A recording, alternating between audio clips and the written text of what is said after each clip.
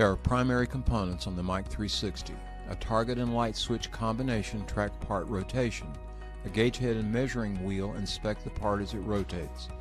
A carbide reflective target is mounted on the spindle or the chuck, something rotating at the same rate of revolutions as the part. As the target passes by the stationary mounted light switch, an infrared beam from the light switch triggers, sending a signal to the gauge head to begin counting. The rotating wheel is spring-loaded against the part.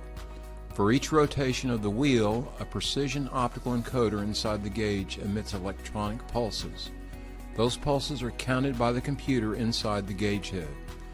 When the part makes one revolution as tracked by the target passing the light switch, the gauge head receives signals of when to start and stop counting.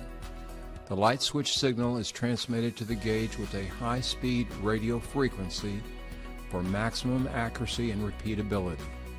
The computer then takes into account all information received, the known measuring wheel diameter, the corresponding number of pulses per each wheel revolution, and the total number of pulses counted during one revolution of the part. The computer processes that information, calculates the part diameter, and sends it via Bluetooth to the tablet or CPU display. Ultimately, the computer calculates the diameter by counting how many times the measuring wheel rotates during one part revolution.